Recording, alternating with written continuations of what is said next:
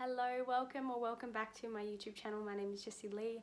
I am a mindset and manifestation alchemist, self-love queen and spiritual baddie. And in this video today, I want to talk about why your manifestations aren't coming. And this is something I really experienced at the start of my manifestation journey. And when I was going through that time at the start where, you know, I was noticing lack and I was really struggling, and it was definitely in the kind of first 6 weeks, there were really 3 main steps or core components that I was really lacking, or that I noticed that stood out that I needed to change. And so that's what I'm going to be sharing with you today. But before we get into this, please hit the like button and subscribe if you like my videos. I also offer one-on-one coaching. I have an 8-week Fem, Money and Love program. I also have a free meditation bundle if you want that, and I also have a free Facebook group. So be sure to hit the links. I will add them in the description below. So number 1, it's probably the biggest one for me, and it's something that I really struggled with, and I think most of us, and I've seen in my clients, most of us struggle with this. So it's nothing to be kind of scared of, it's nothing to be ashamed of. We all do it, we all have it. We're in this kind of reality we're in this life, this 3D realm, and it's so hard sometimes to get so caught up in life. So totally get it. But this one is looking at your state of being, your overall state of being. So when you're manifesting, you want to be sure that you're in the state of being of already having your manifestation. And I know I've said this before, I probably said it in a previous video, but this is really important, and it's so crucial, because I always see in my clients, and this is something that I had really struggled with at the start, and look, I still deal with it on the almost daily basis. Like, I have moments where I need to focus, but it is, what is your state of being? What is your overall state of being? If you're manifesting from your current state, then you're not going to be able to manifest what you're wanting to manifest. So for example, if you're trying to manifest $10,000, but your state of being is in your current state of not having $10,000, not having much money at all, so then you go to pay bills, you go to look at your bank account, and you're noticing that there's not a lot of money, and then you're noticing the lack, and you're feeling very resistant. Well, you're obviously in that state of being of not having that $10,000. So in order for us to be able to allow in the manifestation, we need to be in the state of being of already having that $10,000. So what is the version of you that already has that money? How does she walk, or he? How does she or he walk? How does she or he feel?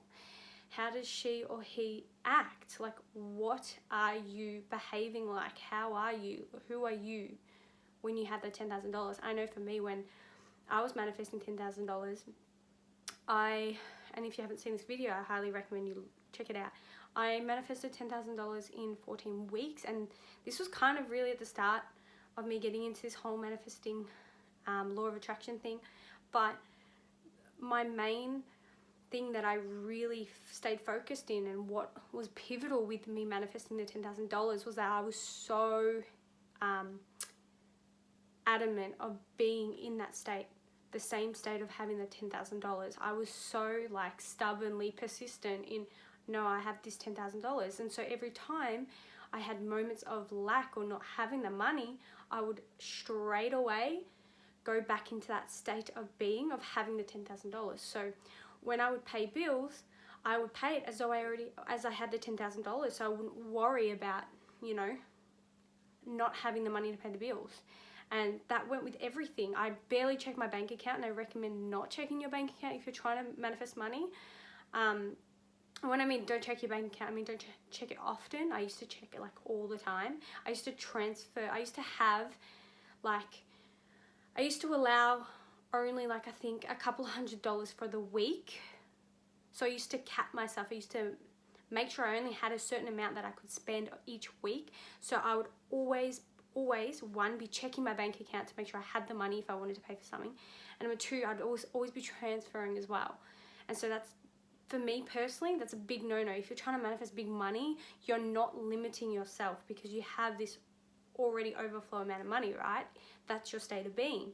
So you wouldn't be checking your bank account. So if you're trying to manifest money, I just highly suggest not to do that. But going back to the state of being,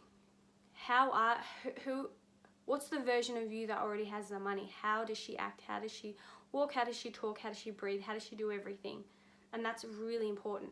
And I feel like a lot of people, and this is exactly what happened to me, was a lot of people can get into that state of being and feeling and embodying, but then they automatically go back because they're comparing to the physical and they're looking at their current life and their current reality of it not being there, and so they kind of automatically go back. And that's just kind of our subconscious mind like reminding us, hey, it's not there, you're not going to get it. And so we need to stay focused on being the version of us that already has the money. Same with relationships, same with everything, right? So that's step number one. Number two is, are you creating the space? What I mean by are you creating the space, are you allowing your manifestation to come to you? So when you're trying to manifest something and I guess this kind of coincides with the state of being, but if you're trying to manifest $10,000 and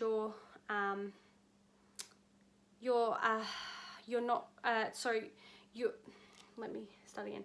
If you're creating the space, are you allowing it to be in your realm of possibilities? That's what I was trying to say. Or are you filling up with that space of having doubt and lack?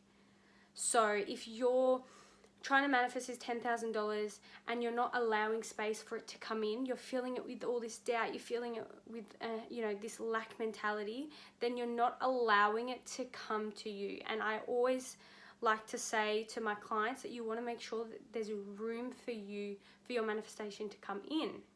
So, and the way to look at if you're not creating the space is by looking at how your current thoughts are, how your current kind of state of being. This is why I say it goes back to your current state of being, but it's going back to what are your thoughts around it? What is your mentality around it? What are you telling people? Are you telling people that you don't have it? Like, if you're saying that, then you're obviously not allowing it to come in. So making sure that you create the energy, you create the room to be able to allow that manifestation to come in. And so when I was trying to manifest and I was really drilling in that I had $10,000, I didn't really allow in a lot of room, was because like the moments that I had, that I opened the doors to having the space, right? I would be like, no, I have this $10,000. I would quickly close it up with doubt. And that's why I had to keep going back to, having the $10,000. So making sure you allow the space, create space for your manifestation to come in. Because remember, everything is just energy. It is all energy. And energy is moving all the time. So you want to make sure that you're letting the energy come in. And when I say with energy moving, a good thing is to like do something that you love, which I think kind of goes into number 3. So yeah, they all kind of coincide. But it's doing things that you love. You want to make sure you move your energy. For me, I love dancing. I love singing. That's moving my energy. It's making me feel good. For you, it could be anything. It could be going for runs. It could be cooking. It could be reading a book. It could be absolutely anything. When I mean energy moving, it doesn't have to be physical movement, but it is in some form moving that energy around. So whatever lights you up, whatever makes you feel happy, whatever gives you joy, that type of stuff. So on to number 3 is, are you taking time for yourself?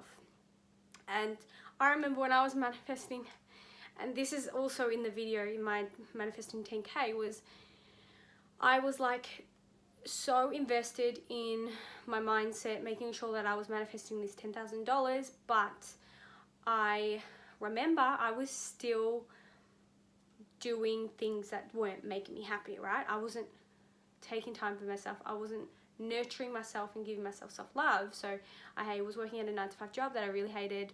It wasn't in line with me at all. It was like a stressful job, and I remember I'd go home, like go to bed, I would watch hours of Netflix. Like, it was all low vibe stuff, but it was also stuff that wasn't aligning with me, and it wasn't lighting me up, making me feel happy. So when you're trying to manifest anything, you want to make sure that you're also taking the time to nurture yourself, and really you want to increase your vibration, right? Because everything is energy, it's all vibrating. When you're at that vibration level of your manifestation, then you're able to attract it. So you want to make sure that you're at a very good high vibe level of energy, so that you are able to attract in that manifestation as well. So if you're trying to manifest $10,000 and you're feeling shitty every day, you're not going to manifest it. Like, period. Like, when I was manifesting $10,000, I did not take the time that I needed, but I wasn't at that low level, if that makes sense. So I was working a 9-to-5 job, which was stressful. I was watching Netflix as well, but it came a point, and this is where I think, and I say this in my other video, I was like at that point where I knew I needed to kind of change, because I was manifesting things at a low, I was here when I was manifesting, I was trying to manifest things up here, but I was here. Does that make sense? So you can't manifest things that are up here. Just think of it as like a frequency. Like, the frequency of things that you want is up here, but your frequency is down here. It's not going to work. And so when I was manifesting 10K, like, I had to change that. And I remember when I changed that, like, I actually quit my job. Like, I think it was only a couple of months after I'd manifested. Like, I was working, I started manifesting, and I think 3 months after I quit my job, because I was like, this ain't working. But I started doing things that I wanted to do again. I was like singing, I was dancing. I used to play a lot of sport back then. I used to play basketball, netball. I started those again. Social sports were really good for me. Excuse me. So I started doing things that really light me up. And it doesn't even have to be those things. It can be just meditation. It could just be like journaling, reading a book, like just whatever makes you feel good. So making sure that you take time for yourself, because you're raising your vibration. You're also connecting in here, and you're aligning yourself more, right? Because the higher vibe you are, the more in tune you are, the more aligned you are. And so that was probably the second most pivotal thing that helped me when I was manifesting 10K. The first one was being in the state of being, and then the second thing was taking the time for myself, and then really was the creating space and not allowing anything, not allowing self-doubt, not allowing anything but good juicy feeling stuff and my manifestation to come to me. So I hope this helped. I hope you enjoyed this video. If you learned something from it, I would love for you to comment below, and just let me know what resonated with you, or if you've manifested something. I'd love to hear. I love hearing all your stories. I freaking love it. So let me know, and I'll see you on my next video.